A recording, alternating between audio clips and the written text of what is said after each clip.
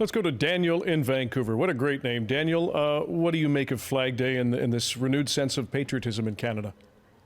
Well, I'll tell you, I'm Canadian by choice. I came here from the United States about 25 years ago. Mm-hmm. I did the work to become a landed immigrant and then a citizen. And I feel I never doubted that decision, but recent events make me feel even more vindicated by it. I am very proud to be Canadian. I am giving serious thought to no longer being a U.S. citizen. And I am very much on side with Flag Day.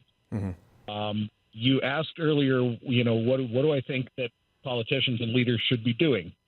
Well, professionally, I'm involved with traffic and vehicle safety. Mm-hmm. And one of the things that's always sort of stuck in my craw is that a lot of the Canadian standards and regulations for that pretty much go along with U.S. standards because, well, the U.S., it's right there and it's a big country and it's just easier that way.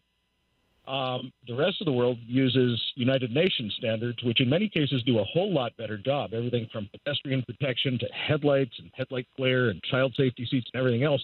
I think it would be really nice if we could take this opportunity to say, maybe we don't need to be in lockstep with the United States and only the United States on so many of the standards and regulations that shape how this country works, how our cars work, and how our grocery stores work, and how food safety standards and everything else.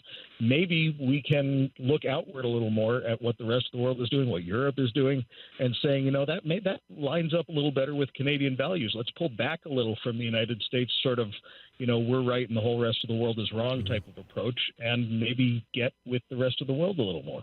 We certainly stay on the line, Daniel. We know that there has been a push to improve and tear down interprovincial trade barriers. And Craig Baird, you know this well, that there are different standards across this country, and many provinces have found it easier to trade north-south than across the second largest landmass on Earth, this big, beautiful country. Just before we get to that, Daniel, would you really give up your American citizenship? It's among the most coveted on Earth.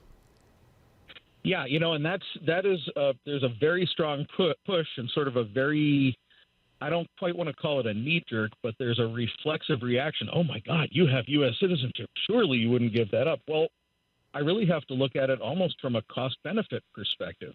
I think the assumption is, well, if you have U.S. citizenship, that is automatically, this great big basket of benefits. Well, no, increasingly it feels more like a burden and a basket of liabilities than it does like a basket of benefits. And so I'm not going to do it today. I'm not going to do it tomorrow, mm-hmm. but I am giving it very serious thought. And if you have another second, I just wanted to sort of close out with one additional thought.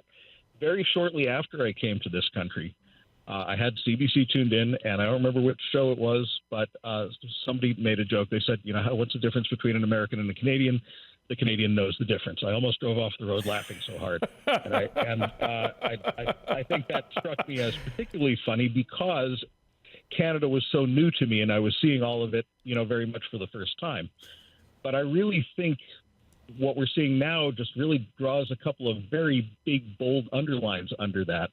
We're one continent, but I think people, particularly Americans, tend to think, oh, Canada, it's pretty much the same. You got all the same brands in the grocery store.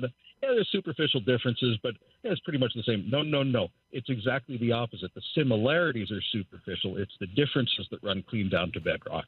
And I think people are sort of awakening to that, and I think it's great to see.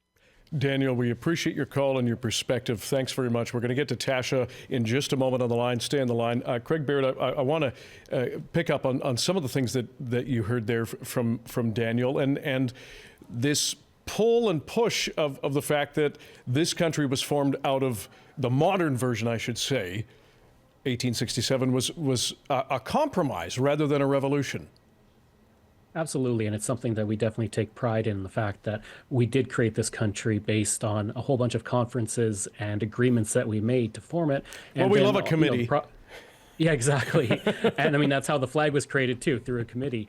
And with the provinces and things like that came in, it was the same thing. It was we were just kind of forming it out of something. There wasn't a lot of conflict. There were some conflicts, Upper and Lower Canada Rebellion, the Northwest Resistance, those kind of things, but nothing like we saw in the United States. And that definitely is something we take a lot of pride in. And, even across the world with peacekeeping and things like that, we definitely try and portray ourselves and see ourselves as peacekeepers who are looking for a resolution rather than war or conflict.